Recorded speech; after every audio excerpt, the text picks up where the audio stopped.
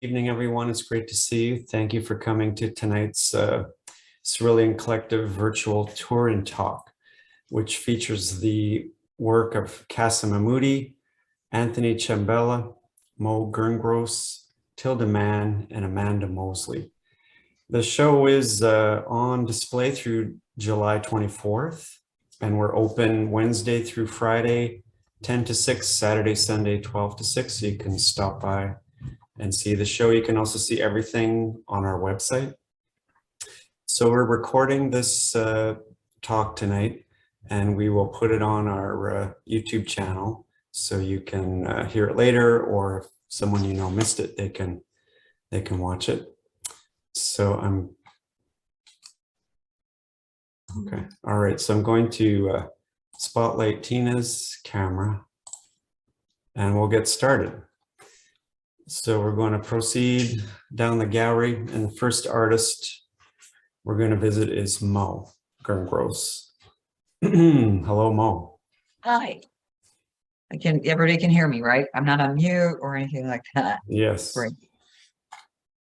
So yeah, go ahead. I'm sorry. Oh, go ahead. Yeah.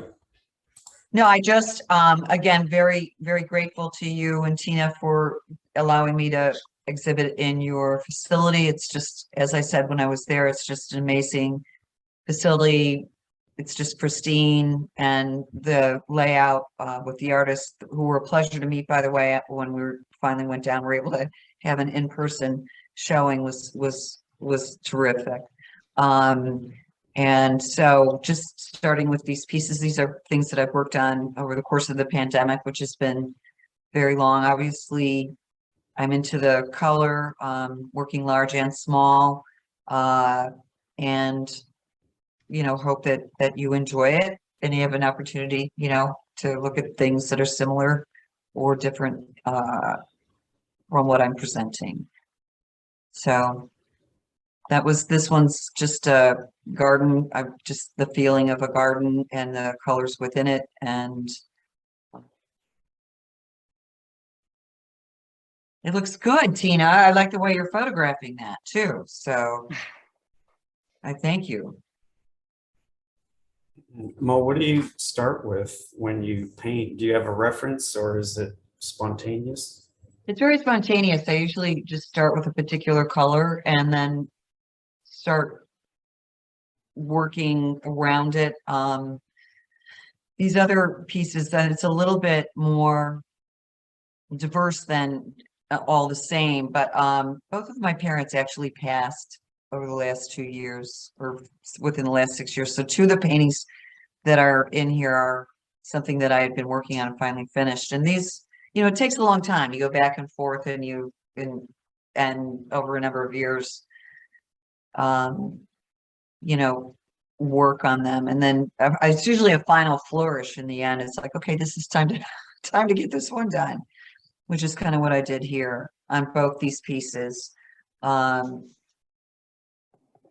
And just having, you know, seeing through what's in the back. But definitely I start with a particular just sort of mark, and then, you know, just kind of refine it and drip lines over it and contrast and where it falls. So it's very freeing when I'm working. It's very, you're in a zone. So it's really a terrific place to be. It takes a long time to get there, because I have to set up a pretty wide palette too. I just put everything gets put out. So, and a lot of space, you know, even with the smaller ones. So it's been great. Is it all acrylic? They are all acrylic. And this one specifically here, my dad had passed about, you know, just at the beginning of the pandemic in the center. And it was just, it's a little bit different. It's a little bit more open than the other ones are, just because I just felt that that's what he needed. And on the opposite wall, and this is so amazing that you and Tina had said, and the other one was really for my mom. And they're on the opposite ends of each other. So that's why it was great. Just terrific the way that you guys had hung that. I think maybe you understood that more than I did, you know, when you were hanging it, because it's just perfect. And I really, really, really appreciate it. This is a little bit more recent, a little bit more open. feeling, that I want to leave it a little bit more open. It's been more enjoyable to kind of let more colors come through. So, and the way that I work, it's especially in the larger canvases, it's usually I'll pin a big canvas to the wall and just start working on it, and then, flip things around, pull them off the wall, put it back, that kind of thing, until you get to the final phase. Not everything is always covered. And these guys are just fun little, kind of the same thing, as I'm working on a big one, you might have a little bit of pigment left over and you don't want to waste it. So You call these confetti. yes, because to me they look like a lot of confetti or a party or something. And I try to, whenever I'm working on stuff, if you have a lot of these little ones kind of set up and I'm working together with them, and I'll go and I'll put a slash mark or that kind of thing to just kind of coordinate it. But just a lot of back and forth with that over the months that I'm working on it. So yeah. So color is your main motivation? Yeah, it is my main motivation because it's really the thing that moves me a lot. And how one is juxtaposed to the other, the depth in something. I always find amazing sometimes, and obviously, it's pretty, solid pigments in terms of what I use. The gold, I use the gold in acrylics because it's I just like their pigment level a lot more. It's just really true. And the texture of them as well. Same with these guys. And then these flags, which it's July, right? So I always have one in the frame or one that I'm working on because folks seem to really like them. They're a lot of fun. With the same, but it's to me, it's much, tighter, obviously, because it's a representational rather than the other work. I actually enjoy doing the other work more because it's definitely freer and it's not tying me in, but the flags are fun. So how did you come to painting in the first place? Because I always had an interest in it, and had really had a business background, but enjoyed it, and then started taking classes. And then actually Kassem was one of my first instructors and has totally inspired me. And I can't believe I am in a show with him, because he's so terrific. And he really did. He really was an incredible inspiration and really showing me different ways to look at items and how to work the way that I needed to express myself. And I'm very grateful, very, very grateful, Kassem, very grateful. So appreciate it. Kind of, but color is a big motivation, and just sort of the freedom of the brush work and that kind of thing, because I don't want to be kind of tied in. So it's been good. How did you come to do the flag? My husband wanted me to do one. Yeah. Try this, and I said, all right, I'll do it for you, because he likes them. He has a few of them in his office, and he particularly cared for them. Then I ended up selling a few of them, so I was kind of surprised. Mm-hmm. So they're definitely something that folks seem to like. But So it looks like you work on them from all directions. I do. I move them around and pull them off, and the stars are kind of hard, and so it seems like that every time I execute one, there's a little bit of a different, something's a little better, a little tighter, or a little different. So, but they're just fun. And then this last wall, as I said, opposite the center piece, that was really for my mother. And the title of the piece is, like a heavenly garden. So to me, that was her entering it. And the name of the other painting across from that is my dad. And that was, I follow you, because it was a little bit of time between that. So I was very excited about this painting. It was probably, I think it's one of the best things I've ever done. So, And I had to really struggle over. It took me 6 years to get that done. So I'm really happy with it. Very, very happy with it. So I think she would have liked it too. Did painting help you through it? It did. It really did. I mean, it was something that, and on both of those particular passings, you know, I mean, it was amazing. And to me, it was like, instead of kind of wallowing in you know, bereavement, it was like I actually executed something that I think is pretty good. You know, I mean, it's pretty good. These little guys, and I've been experimenting with a lot of different things, and it's, the whole thing is called Next Move. And what it is a monotype, a very small monotype, where I go in and I lay golden open acrylics, because they will actually work with the monotype and not dry up too quickly. And then after I pull it off the plate, I paint into it based on what I have within that particular monoprint. So it's very fast, it's very controlled. And I'm saying next move because I'm thinking, oh, well, I'm gonna try that bigger. That's gonna be like the next move. I'm gonna see if I can get the same effect, but have it be bigger. So that's kind of the plan there. That would be my next thing to work on. My next move, that's right. So that's why it's called Next Move. And see if it works, if it's bigger or smaller, or how big I can get. It's on paper. And I just enjoyed it. Yeah, they have a different feel. They do. It's a completely different process. Completely different process. So which is good, because you can't, I like to kind of move around with different processes and monoprints and different materials and that kind of thing. And this last one is just sunspots, just kind of the same feeling. Start off in the middle with a particular color and just move around it. And I don't, you know, as far as the naming of any of the paintings that I have, it always comes at the end, you know, a lot of times. It takes a while to kind of figure it out. So, and it kind of speaks to you, and then you get a title. So, and that's all I have. Well, it's a very strong and confident show, Mo. Well, thank you so much, Mike. Congratulations. Thank you. Thank you very much.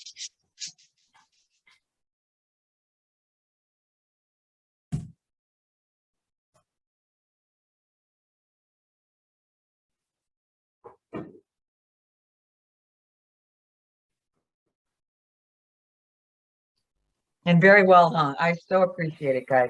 I couldn't have asked for a more perfect installation. You're welcome.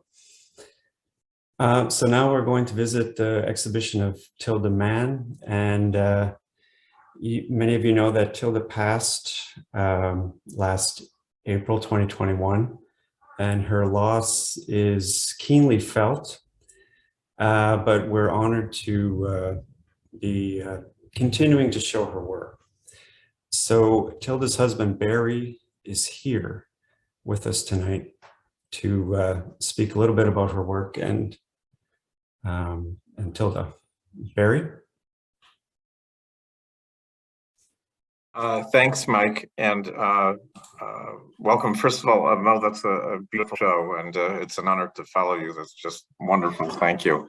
Thank you. Mike, you're focusing on one that's somewhat atypical here. So if we're going to screen share this way, and while I just give a drop of background, maybe you can point it to a different one, because that's loaded and complex. So we'll just hover over something else. So yes, we can hover right there on the big picture there. You don't need to go any further, just so everybody sees their houses.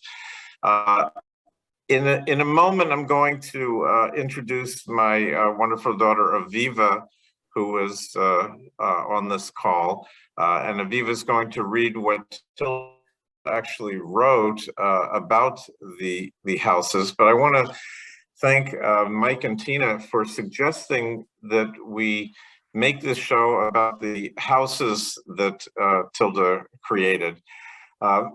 Before everybody jumped on this call, when it was just the other artists, I was sharing that when Tilda passed away, it was upon me to empty out her studio where she had about 100 works. And the movers wouldn't move, or not legally allowed to move them to a storage facility unless you pack and wrap each one and put it in a mirror type box.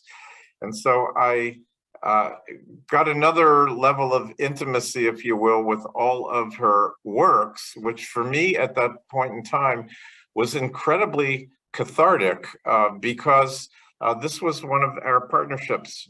I'm not an artist, but Tilda kind of brought me along and certainly included me in the times that she was developing all this work. It was a unique experience to wrap works, remember when they were done, recall different instances, discussions, and I think it was a very beautiful first step in helping me reflect on our 35 years of marriage. So with that as an introduction, I also do want to say that one hung in our home. Hover over that for a moment. That one we did have in our house, but the whole caring for a piece of our work and wrapping it, and you know, driving the U-Haul that brought these down to Tina and Mike really also did remind me of the relationship of sort of an integrated caring, of caring for each other, but learning also for me. I'm indebted to Mike and Tina for showing the show and hanging it as beautifully as you have. So with that, I'm going to pass this to Aviva. And Vives, would you introduce Mom's piece and what she wrote about this? Yes. Hi, everybody. I'm Aviva, Tilda's daughter and Barry's daughter, who was just speaking. So I'm just going to read her statement. I think that really will speak best for the work. And then I'm going to read something that I wrote in reflection after seeing the show. So my dad and I kind of felt that it was important to us that we didn't really, you know, put words in my mom's mouth, but speak more about our perspective, you know, as my dad just did with the process of hanging the show, the process of kind of being a husband to an artist. So I'm really just going to read her words, and maybe we can kind of go around the room as it happens. About the house shape. I began this series with an investigation into the geometry of the house shape, with its implicit arrow and upward point. What compositional demands did this shape make of me? Were divisions, diagonals, and architectural references required? When did a rectangle read as a door, or a stripe connote a steel beam? That is, when did colors and forms become descriptive rather than evocative? In addition to architecture, I looked to cave art, the original house paintings, and medieval church art for clues to working with this shape. Throughout, no matter where I painted on a panel, I was aware of the apex. It exerted control over where I placed my every stroke. It seemed that I was always painting to the point, regardless of where I was.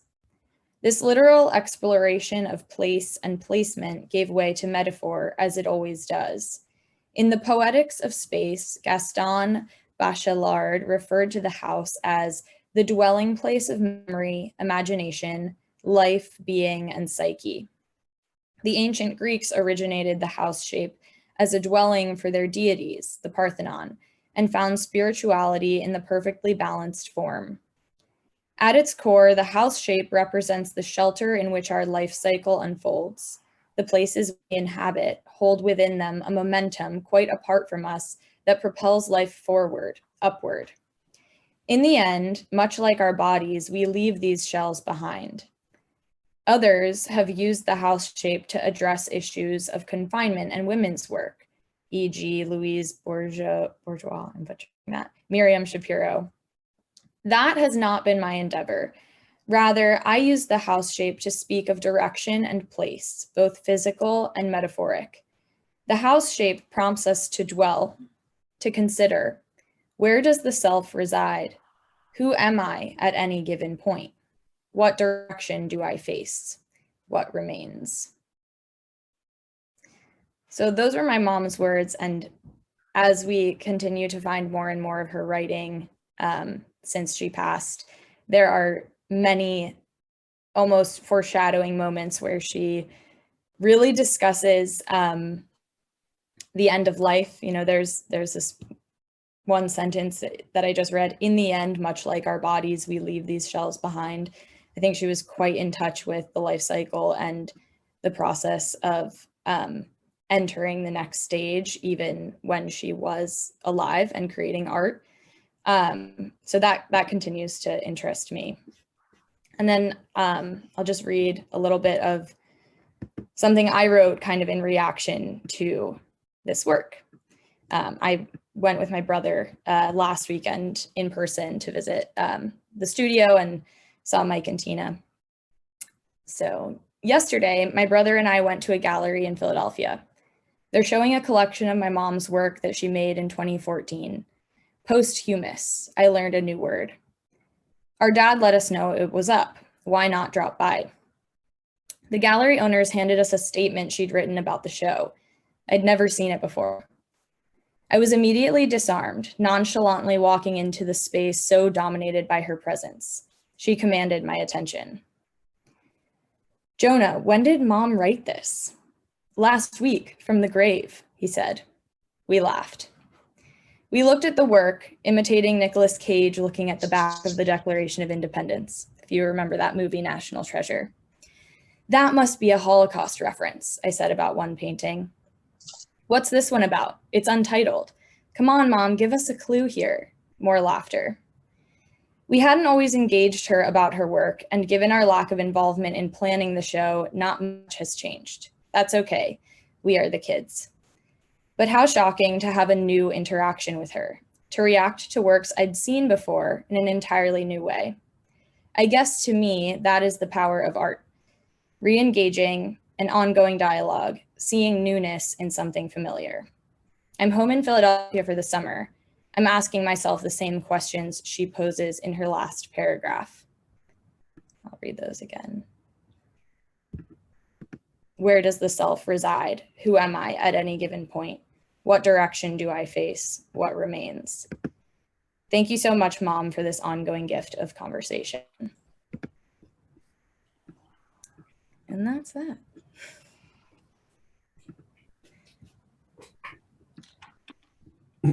Thank you, Viva. Yeah.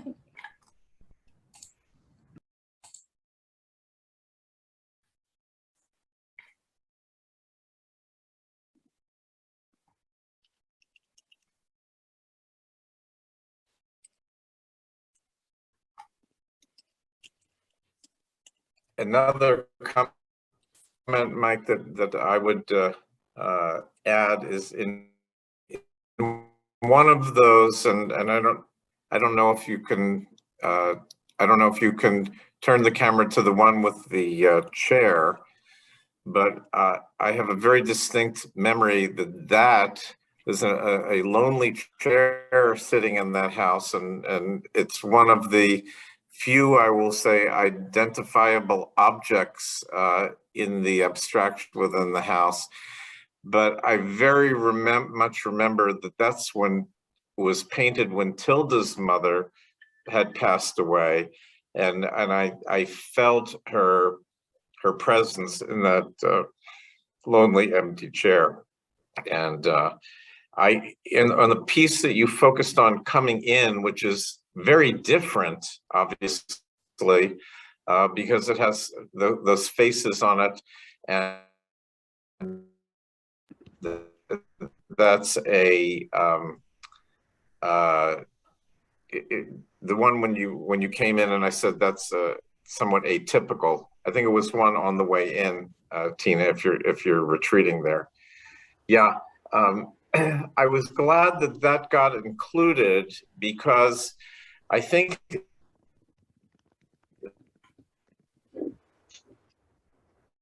that whole narrative around and the swings and the dunce, that was another very important kind of narrative time that she had. And Tina and Mike, you know much more about this than I do.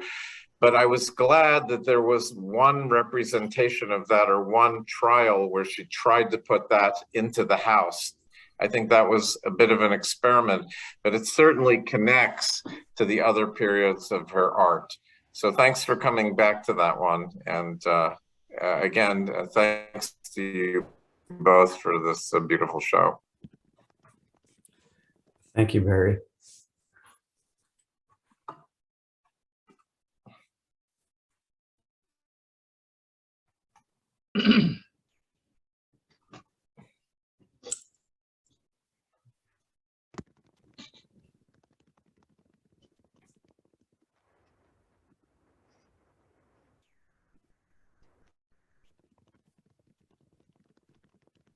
Just give one last look here. I remember Oh, Tilda was a student of mine at the Academy, and I remember her, I saw these in Atlantic Gallery in Chelsea. Didn't she have a show in Chelsea at one time? yes. Yeah. This is Anthony. Amazing. They're amazing to Yes. see live. Yes. Who's speaking now? Anthony Ciambella. Anthony, she And I adored met you. I haven't seen you in years, but I Yeah. can just tell you she adored you, and She's a great- thank you for your wonderful influence on her career. Oh, good, good. And on that note, we'll shift into Anthony's gallery. Yeah, we're not in Kansas anymore. Is your camera on, or can you turn the camera on? I can see you, but you can't see me. Is that all right? Can we see you for a little while? For a minute or two? How's that? Sure. Oh, man. I won't keep it for the whole time. Good. Okay, I got to get rid of me because it's distracting here. I can close that window. I can do it. All right, so here you go. Oh, okay. All right. Well, this is a collection of sculptures and paintings that go over 30 years. It's a common thread that I go through there. I like a lot of ethnographic fiction. To the point that when I was at Penn, I studied a lot of ethnography and anthropology and but it really put me in a little more focus with my own work when I was doing these types of things. So they're pretty much, this is a form that I make. Some of them have baby dolls and other odds and ends in there, things from my personal life. And they're all acrylic on canvas, and then I embellish it in glaze and oil. So essentially it's oil on canvas, but being three-dimensional like this, they hang on a wall. I have a hook. And I don't really have a big, I guess, philosophy of what these things represent outside my own personal mythology, which, you know, like all artists, changes from month to month and year to year. It's kind of hard to stay in focus with all the influences that are out there. I think everything seduces me. I'm influenced by almost everything that's out there today. You call these reliquaries, don't you? Yeah, they're reliquaries because of the things inside them. They're valueless. They only mean things to me. They're like toys I had as a kid, old jewelry that my parents, you know, when they passed on, I had all this stuff in there. I can't believe how many Bulova watches they owned, but they're all inside these things here. And they're polymer clay embellishments. I don't have fossils in these, but sometimes I use coral and I pick up some different stones. I think one of them has jasper for the yellow jasper I picked up at a place called Shoji in Manhattan. It's a stone store, or, you know, buttons and odds and ends like that. And so they're pretty large. I mean, this one is 23 inches here. I think this is about 28. This is the largest and heaviest that I have on exhibit. I have some that are over 100 pounds. They're life size. figurative things.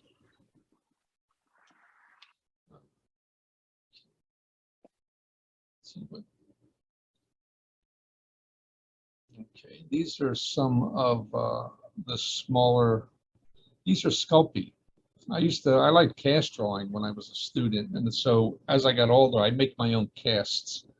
So it's polymer clay, I paint it. Sometimes I put a raking light on it and I paint from it or draw from it, and then, you know, do some elaborate distortions with them and use them as guides for further ideas. I've taken these into my digital work as well and work with it that way. They're about a foot squared, it's about 18 inches. So I like these groupings of people, these images together. They're genderless. I mean, I don't know what they are, but they're together. It's about 2.5, maybe 3 inches deep. Polymer clay you can fire in your oven. So I made this all in one piece and then slid it into a baking tray and then baked it. And when it came off, it's one piece, and I just screwed it onto a plank of wood. And I had dozens of these that I used just to draw from. I photograph them a lot as well. Yeah, more on this side. Little triads in, that's a family. They have the offspring at the top there. And another one of the triads. Embrace. These are from 1990s, and then the 91, 90. I don't know exactly, but I know it's in that time period. And I still do them. I mean, I haven't shaked this out of my system yet. I need like an art exorcist, you know, to get me moving along. And these are some of the more reliquaries or effigies that I make here. These are a combination of things. This is Sculpey polymer clay. It comes in colors. And I create these button type patterns on here and attach them with polymer, not polymer, but yeah, with polymer acrylic. And then any arrangement I like. I've done these on a lot of different things, mostly in sculpture. And this is acrylic paint. I squeeze it out in a tray, I let it dry, and then I cut it into strips and then cut the strips into tiles. And I attach them to these substrates here using matte medium. And this I went over the entire thing with French clay, school clay, and just wiped it all off and have a number of these types of pieces here. The clay piece falling out, but it adds to it. And then I created a whole bunch of these situations. I think these are from 2010 to 14. That's polymer clay inside. You see there's a little figure. It's like walking your little pet, St. George and the Dragon type thing. Another type of situation. Got a little visitor hiding in there. I think this is a ping pong ball. These eyes, this is actually a mother of pearl buttons that I got. And this is HO models. Things like that. I had them made. I wanted to set them into a wall or make looking at Giotto and all those Trecento, Quattrocento altars, and I wanted to do these around a big painting or a big sculpture. I just never got around to it. But they're really fun to do. I really enjoy doing them. I have stacks of them. Anthony, in the guy below on the left, did you make all those multicolored Oh yeah, circles? Sculpey. It's called. If you can look it up, you get a polymer clay how-to book and look up climping, like Gustav Klimt. Yes. I climped these. I put them in an extruder and squeeze it, and they come out like a tube. And when you slice them, all these different colors come out, depending on what you feed into it. So did you layer the color together? No. In a way, I made them about like a stack of dimes, maybe about a ½ inch high of one color, and then a ½ inch of another color until I was able to fill the needle, the extruder, and then just ejected it. And they come out in these long trays, but these long like worms, and then I slice them like cross sections, and that's what the color is inside. I see. Ruth, did you have a question? You've got your hand raised there, I see. Oh, well, we'll carry on, Anthony. Okay. Oh, some of the paintings are here. Yeah, these go, I've had these, I don't know how old these are, but I really get engaged with this particular shape. And the snakes, you can see this was from one of my sculptures, figures, very simple, an offering or whatever is going on there. This is really hung great. You guys did a wonderful job. I know I'm a headache, but Tina did the layout. wow, perfect. So this is these are, I like glaze layers. So you can't tell on these paintings that some of these have 10 or 12 layers of paint, very thinly applied. So they're transparent. And the same with this here. Like, I forget, this is like a real yellow, but I used it over a white. And then I put these kind of reds into it. All this blue in here. I think that might be violet. I don't remember at all.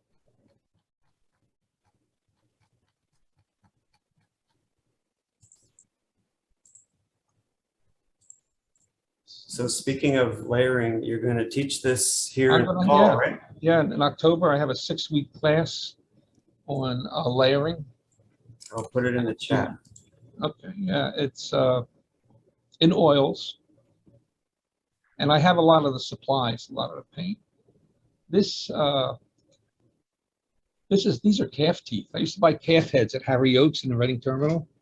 And then I just started buying the teeth after a while. You cut the jaws off and I boil the bone out of it and boil the meat off it and then just use the teeth. And I don't know what the red stone is, but I had that dream of the guy had his teeth outside of his lips. So I just did that. Well, this is the one with the jasper stone. And these teeth are plastic camel teeth that I used. And this is the jasper stone here on this form.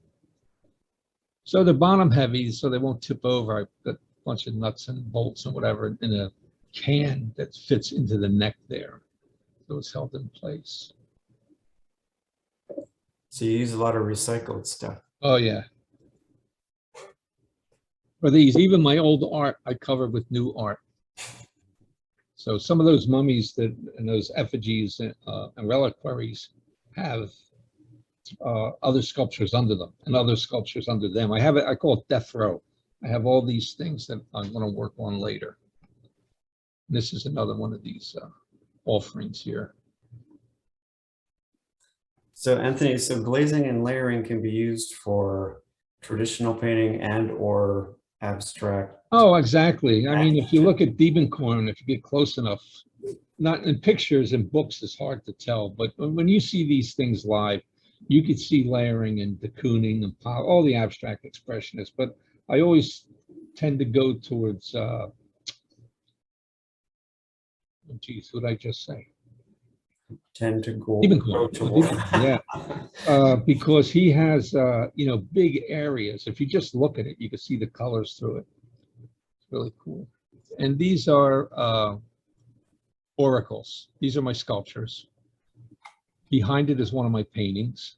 And then I do these computer-generated images in front of it. So, you know, we're all looking for answers. So you need your own personal oracle, I guess. And I don't know, some of these other sculptures are here, right? They're coming up next. Yes. So and then there's a lot of, well, when you see the sculptures, I do, that's an acrylic, and this is layering. I mean, when I do these acrylic things, it's a form of layering. But these are digital images, yes? Digital images, yeah. And You're using your work. using my work, right? And I also, the abstractions I do are all transparent. And I photograph them and use them for backgrounds in my digital work. Okay, these are sculpting, polymer clay, did these in the 90s, I think, maybe the late 80s. And mounted them to these panels. But if you can get close enough, you can see the cracking in it. Wow, that's really a good shot, Tina. They are, it's just a thin layer. I mix my acrylics with crackle and paint it a thin layer over. So it has this ability to have drying cracks in it, yet remain stable. So you can see the green under the black. I can't tell what's under that.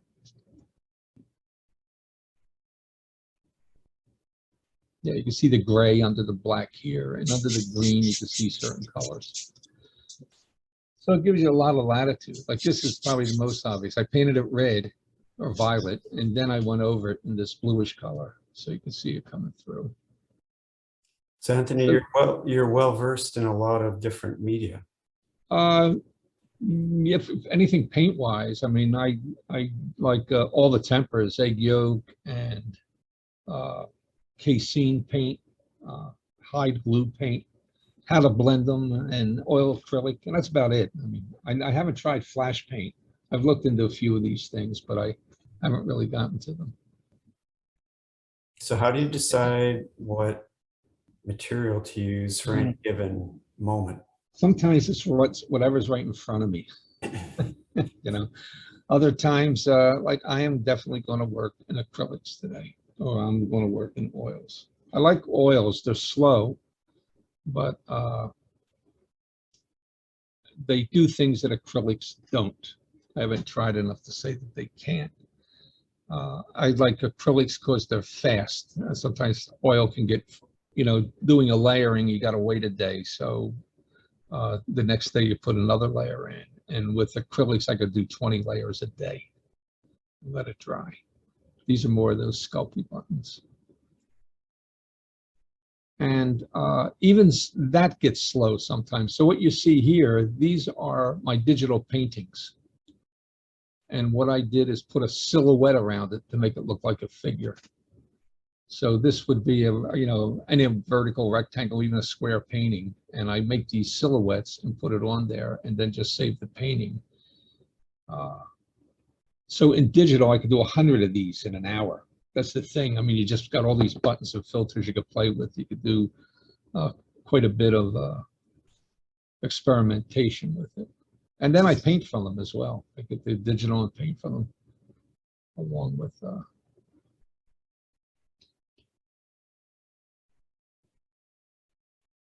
so I like you know, more like a free mix artist, I guess I would say, when I look at these things and people, especially those effigies.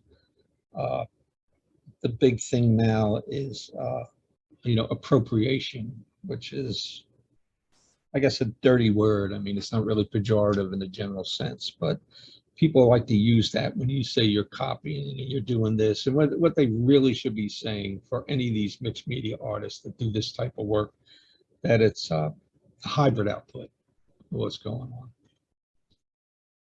You know, a warm exchange of a particular vision, of a shared vision that we all have.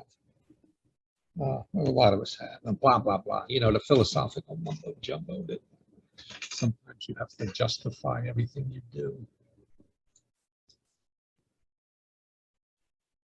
It's fantastic. Thank you. Thank you, Anthony. And people might be interested to know that Anthony was one of our very first artists when we opened the original space. Right. I think your first show was 2007 or 8. Yeah, Like that. that's it. This is the 4th, I think, exhibition. So, Yeah, it's great. I love it. You know, it's an opportunity considering I was going to send a Guinness Book of World Records because I have the most rejections of anybody I know. It's like, I'm so unloved. It's giving me a complex. well, you're welcome here. Oh, yeah, it's great. Yeah. Okay, thank you, Mike and Tina. Thank you. All right, now we're into Amanda Moseley's gallery. Hello, Amanda. Hey, Mike and everybody. Do you want to tell us a little bit about yourself and the show? Yeah, so my name is Amanda Moseley. I think I've been showing with you guys for the last 5 years now. Yes. And I have a show of cyanotypes. So that's the blue things you're seeing right now, blue and white. Also Sumi-E ink paintings. So we get the chickadee with, so the guy all the way to the left, also all the way to the right. Those are both Sumi ink paintings. And the dandelion in the middle is a Van Dyke brown print. or I should say photograph. It's tricky because we think of photographs as being things we see on Facebook, but they started out as just all sorts of silver or other things that rinsed out, and then we got an image that was left behind. But the Sumi ink drawings I want to talk about first, and it's actually a really old art form. It was done, or rather started to be looked at, 2,000 years ago in Japan. Many other Asian countries also do their own variation of Sumi ink drawings. S-U-M-I means black ink in Japanese, and then just there's a character that translates to our E, and that means painting. And it was just not necessarily discovered, but developed by monks. And the whole purpose is a very direct way of recording an image, which does not require too much, thinking about like, how do I make it round? How do I make it look exactly like, a photograph? It's funny that I'm also a photographer that doesn't use a camera, but what are the shapes and really the shades that we pull away that make it look just like an image, or an object, I should say. And you're really just looking, you just use like black ink, you dilute it from like very dark to like very light. And, the negative space is just as, important as the positive space. But this image that we're looking at right now, this is a Van Dyke Brown, although it came out a little bit more on the black side, I think because it was left in fixative a little bit too long. So Van Dyke Brown is also an early photographic process. So you got to mix up a variety of things. It does have some silver in it. So it's ferric ammonium citrate, it's tartaric acid, and silver nitrate. Silver nitrate is the silver salt that we know from traditional, black and white photography, because that's what produces like the black on like a black and white photograph. But at the same time, this was very early. It wasn't really, you guys are probably thinking of like safe lights and like doing it in the dark. People do this in their basement. They would just mix these chemicals up, coat a piece of paper, wait till it dried. And then it's more reactive to ultraviolet light than, white light that we would use in a projector or in a larger. So people would take it outside, put a large negative on it, or, do a contact print with like objects and, let it develop for about, or rather expose for about 20 minutes and then develop it in water and then throw it in some quote unquote fixative. Fixative could be any number of chemicals to make the image permanent. And now what we're looking at is a combination of cyanotypes, which is a potassium salt-based process. So that's the blue. Cyan is, the root word comes from the Greek word for blue. And this was a very early photographic process, even predated the Van Dyke Brown process, because it was very easy to do. It's non-toxic. And it was used to reproduce generally botanical specimens. So I kind of take it a little bit further and do a little more, investigative brushwork with my emulsion that I mix up myself. But for the most part, it was very much, just like you throw down some potassium salts, you mix it together with some water, and then you put the plant down that you want to reproduce and show it, whatever the convention is for botanists. But it is more intuitive in the sense that you can add more water, you can add more of like one of the potassium salts, you can add a little bit lemon juice, citric acid, and that also changes it. You can hold off letting the emulsion dry, and that changes what you've got at the end. But for the most part, you've got some beautiful blues. And this is Van Dyke Brown and cyanotype together. You have to do the cyanotype process first because the silver and the potassium salt work against each other. And it really has to be sort of pretty blue. I don't even know like the scientific way to describe it, but it's gotta be pretty blue. So get like a really bright day. And then after you rinse out the first layer, so like the cyanotype emulsion that you put down, that potassium salt process, then you can add the Van Dyke brown, which does have some silver in it. And that is the brown that we're seeing, which is the nest in the middle there. But you, Amanda, what attracts you about this process and where did you learn it?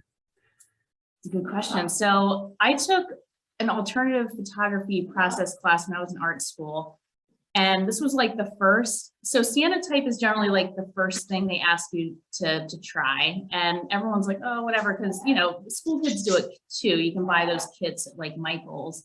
But the professor I had was much more sophisticated. And he pointed out that, you know, this is just as good as anything else that anyone else might do. You just, you know, got to work with it and figure out how it relates to your own artistic vision. And I've done it off and on for years. And now that I live in this beautiful farm in Chester County, so I used to live in the city. It was also wonderful living there, but I moved out to Chester County. I live on a biodynamic farm, and you know, I interact with the plants so much, and the, you know, the sunlight, and also live near French Creek, so you know, the water. And it's kind of like this beautiful cycle because, you know, we're putting these beautiful earth minerals down onto gorgeous paper. This is all paper that, you know, is probably best suited for watercolor, but I picked like some high rag stuff to really soak it all up. And yeah, it's like, you know, earth minerals, it's developed by the sun. I'm putting down plants. You know, I'm outside while I'm doing it, and then I throw it in some water, and then out comes something gorgeous. So for me, it's always been nourishing to my soul to do this particular process. And it really does give you kind of, you know, controlled, but also unexpected results, which I like. I kind of like seeing the magic that happens. Like, for example, this one got left out a little bit too long. Like I thought for sure it was going to be, I'm just going to have to rinse it off. I'm just going to use the paper again. It's just going to be ruined. But it got these beautiful, you know, marks around the edges of the maple leaves that I thought were just so subtle and so perfect that, you know, I just recoated the paper again and did it once more. And I'm a printmaker by training, and for me, going through things a couple of times is very pleasing. And I thought, you know, for sure that would be a dud, but it came out so gorgeous after I sat with it a little bit. So Amanda, you also live with quite a menagerie on the farm. Right. So Will you we got Rakita, yeah, right. introduce your companions to us? Yeah. So, and I wish my daughter Maisie was here. She would have been dragging out all the animals, but we have many animals that live here. Is the small one still hanging on your back? Yeah, so this is Sunny, right? He's our special needs guy who was born with half a wing. This is Rakita, who's our large and then charge macaw. We've got a variety of chickens, ducks, cats, a snake, lizards, mice, other birds, like we've got a bunch of doves. So also just interacting with the natural world for me has always been an important part of my artistic process. And living where I live, I get to do that on a much more regular basis than I did in Philadelphia. I used to go to the Academy of, or rather the Natural Sciences Academy to like go draw like, you know, their taxiderm animals, but living out here, I have real animals and real plants, and that really has always been integral to my, you know, artistic inspiration. So Amanda, you're going to teach Sumi ink painting workshop here, September 24th, I believe. I'll put it in the chat. Are you going to bring some of these? Yeah, so Rakita's definitely coming. You know, Sunny will probably also come. Two doves that are kind of, they're pretty old, so they don't fly or anything. They're going to come. One of our silky chickens, who will certainly, you know, wear a diaper the whole time. There will be a variety of real animals to paint from. Yeah, fun time. Yeah. So put a link in the chat to that if people want to check that out.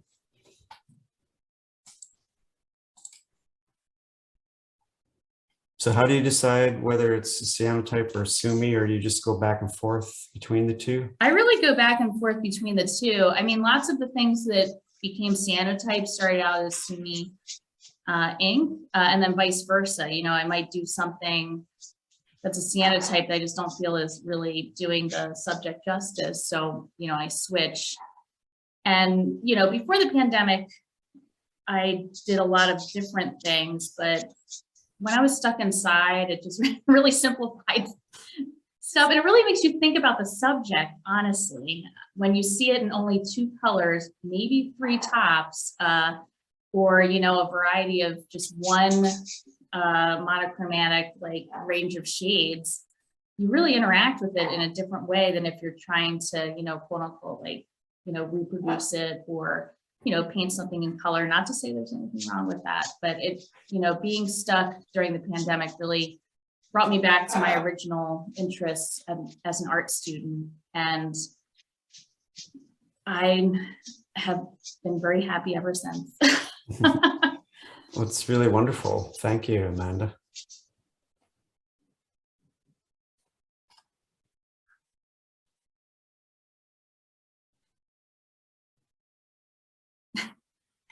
And yeah, so Brikita likes to put her wings up when people are talking sometimes. So she might do that, you know, if she feels like it's fit. All right. Well, now we're moving into Kassem Amoudi's exhibition. Hello, Kassem. Hey, Mike. Okay. And Kassem has shown with us from quite early on too. So it's a pleasure to have you here again. Same here. Thank you very much. I appreciate it. And as always, you really do like very good hanging in the show. You know, you and Tina do really beautiful hanging always. Like I noticed that, you know.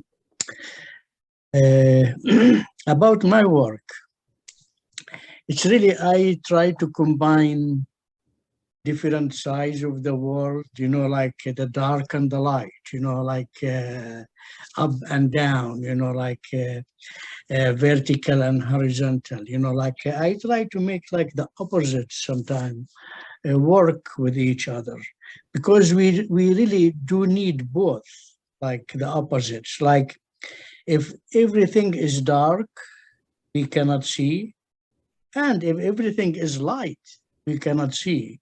We need both the dark and the light in order to see the picture or in real life, you know. So my work is really playing with these elements of the dark and the light in the painting. And of course, like with that comes like a whole package of different things, like which is like the controlled, like these grids, and the spontaneous, you know, like too, like so I really like what I did lately with that, that I did combine this together.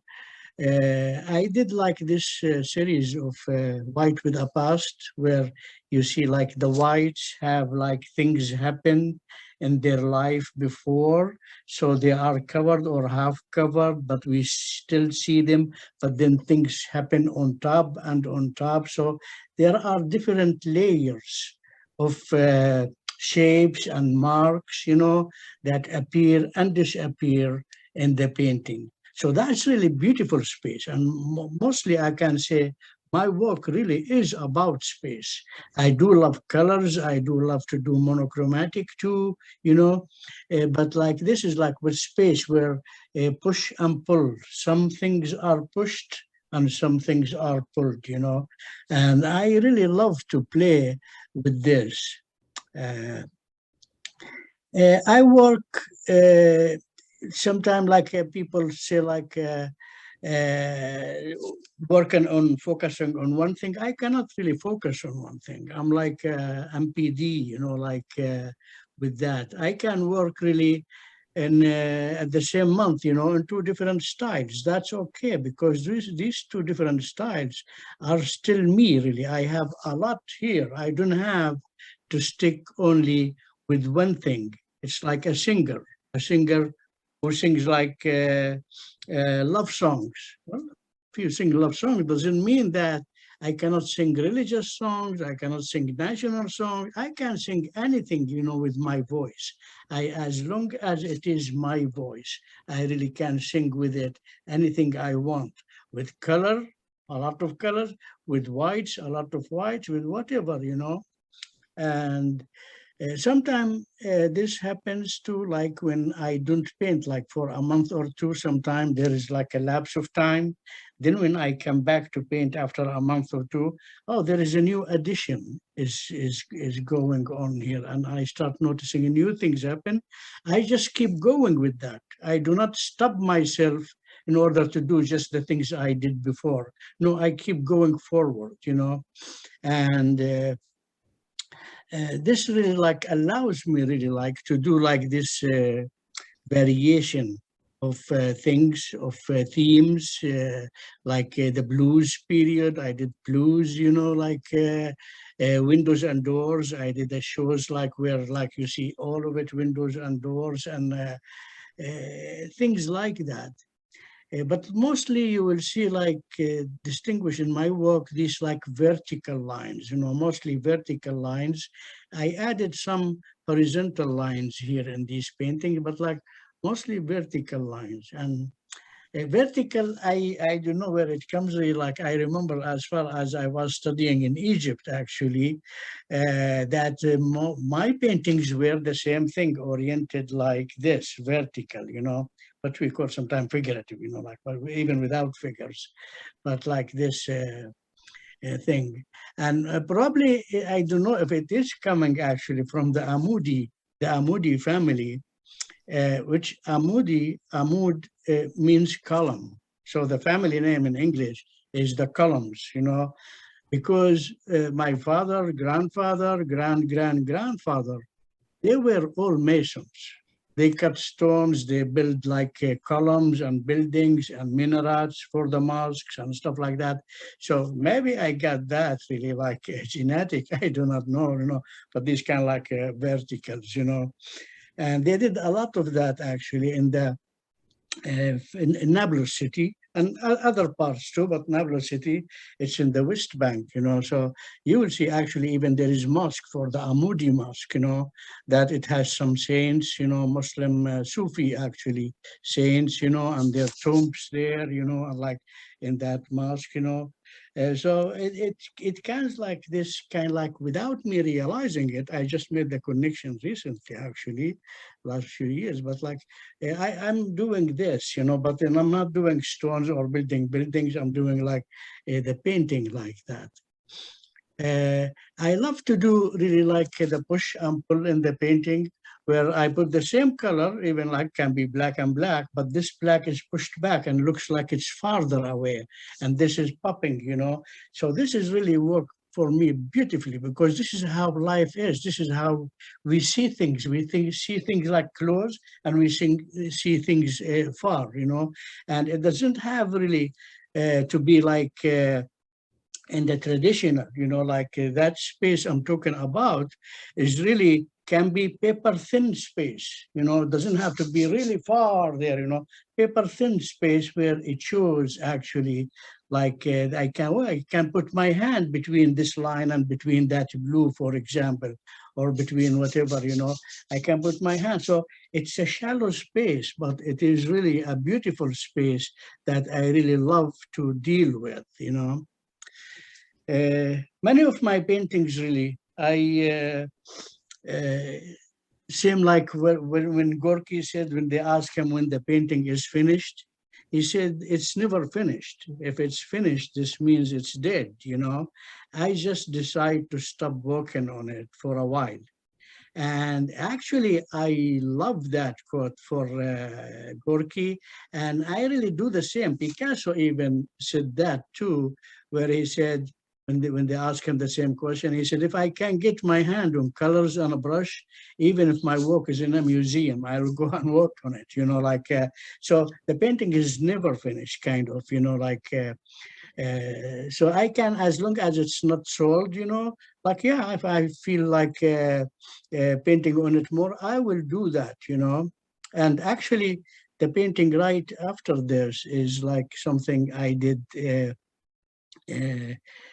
before I showed that painting actually at the gallery, which is this one coming, with that orange red frame, kind of like I painted. It wasn't really like this, but I did show it. It won an award and everything. But I kept looking at it. Oh, I can enhance that blue. I can make that blue talk more. So I did more blues, glazed more blues on top, but it still was missing something for me. You know, I said, I want to put a window. I was working too, like with windows and doors, and I love windows and doors because our eyes are windows. Actually, we see through them the world, you know, and this is like how it is in painting, you know. So I really added that, you know, I added this like orange red at the border and enhanced the blues and work a little bit like editing, and it came like that, you know. So I call it a good stop. So we can do really stops on the painting. Like we do not have to finish a painting. Like to finish it, this means we kill it, we keep working on it.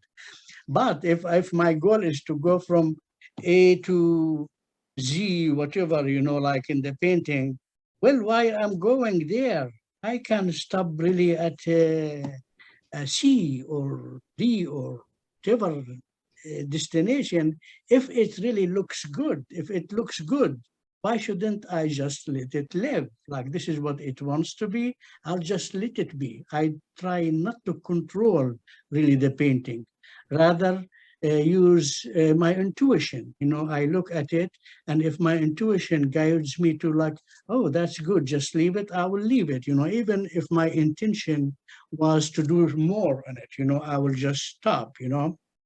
And as I said, sometimes these stops are really good, you know, and sometimes you look at them later, you say, oh, I can add more to this, you know, and then you add. It's your painting. As long as the painting is not sold, you know, like, yeah, why not? You can do that, you know. And so most of this, like you see, like these series, like of the blues and stuff like that, they all the same thing, really. Like whether I'm doing them with white with a past, black and white, and colors like little spices, you know, like using them, you know, or if they are full with colors, they're both saying the same thing. It's just in a different way. Same like what I said about love songs and religious songs can be sung by the same singer, you know. When you find your own voice, you can sing anything you want on it, you know. And it's already like comes like because we do not do that like depth like before, an abstraction, you know, like that depth or something far and something close, like we do that space, you know, that shallow space. And one of the things that enhances that, you know, it's really to do like the shapes, like a big, small, smaller, like because the big will pop at you and the small will recede. If I do have two boxes, for example, one big, one small, the big will look like it's popping at me forward, and the small will look like it's in the back, you know. So I do use that, you know, big, small, smaller in the shape, you know, and even I do sometimes like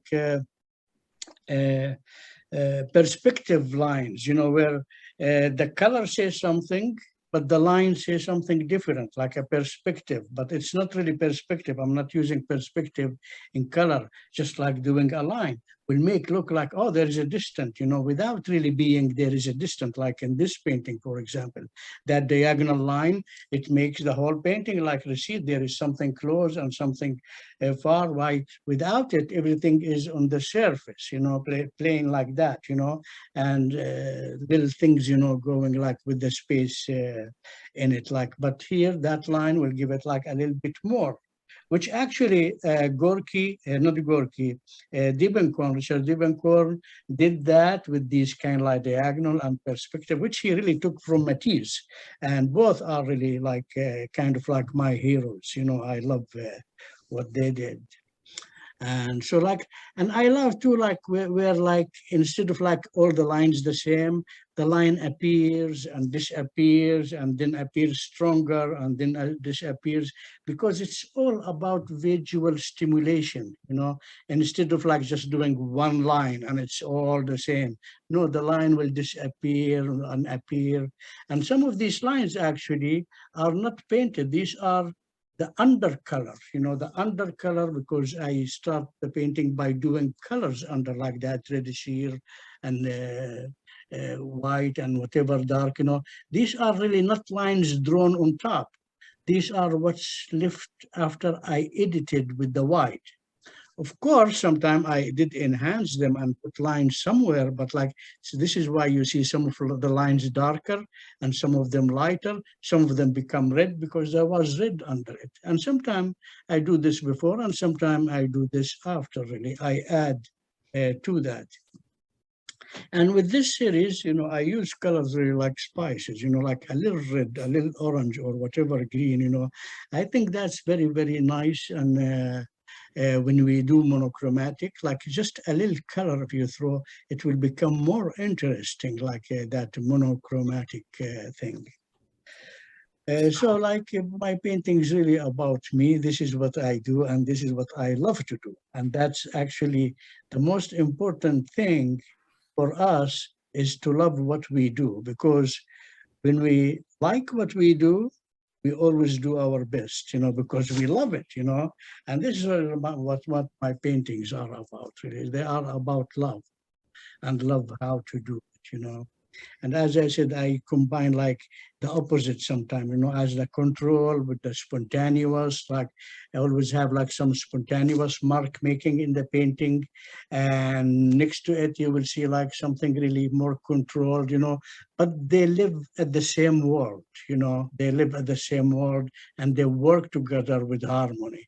It's like a coin that has like the head and tail. They are different, but it's one coin, even though both faces are different, but they make one coin. And this is what I made with my own paintings.